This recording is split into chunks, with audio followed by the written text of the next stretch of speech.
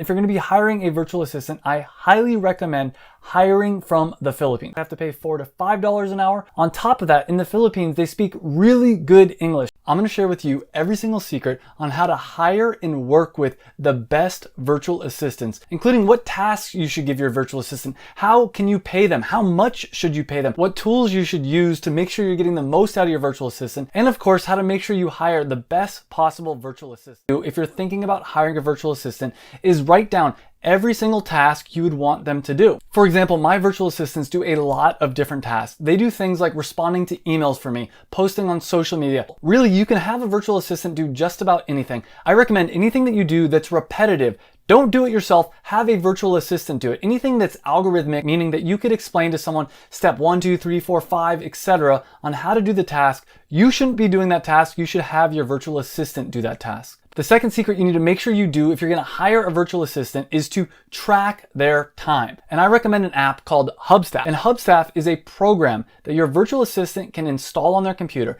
But another thing you should consider before hiring a virtual assistant is to create weekly tasks. Basically, create a checklist of everything that you're already doing during your week and tell your assistant, every Monday, I want you to check emails and respond to emails. Every Tuesday, I want you to post in social media. Figure out what tasks you do every single week, what tasks your business needs to get done every single week. I recommend creating a very simple checklist so they know if it's Monday, here's the tasks that need to get done. Now, in addition to repetitive weekly tasks, sometimes you're gonna have project-based tasks for your virtual assistant. And what I recommend doing is creating a priority scale. And I have what's called P0, P1, P2, and P3 tasks. A P0 task, if I give that to my virtual assistant, they need to get that task done as soon as they start working. A P1 task means it needs to get done within 24 hours. A P2 task means it needs to be done within a week, and a P3 task means it needs to be done within a month. Now I'm going to talk about the secrets I use to hire rock star virtual assistants,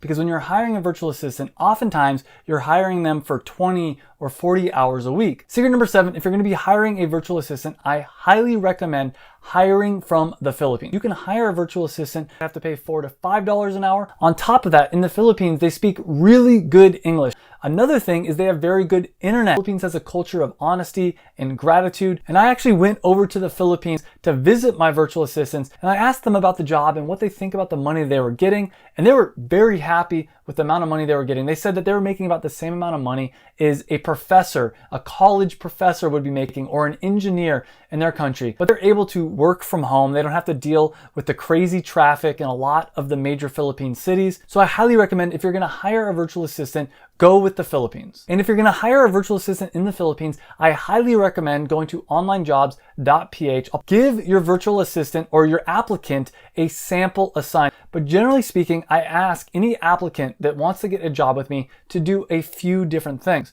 For instance, I'll say, take a screenshot of how fast your internet speed is. Take a screenshot of how much space you have on your computer and how powerful your computer is. You want to make sure that when you're hiring a virtual assistant, that their computer isn't way outdated, it's not extremely slow. But the sample assignment is a way for you to figure out of the 100 different applicants you get, which one is actually going to do a good job. And you'll be shocked at the different levels of quality you get at sample assignments. Another thing that'll have the applicants do is fill out a bunch of different personality tests. Now, the first part about making them do these personality tests is to see how serious are they about this job. And if they're not willing to go through the hour or two it's going to take to fill out the different personality tests, then honestly, they're not serious enough about their job. They don't want it bad enough. I don't want to work with them. But the other thing it's going to do is it's going to tell me not only what kind of a person they are, but how do they fit with my personality style, and how are they going to fit within the culture of my business.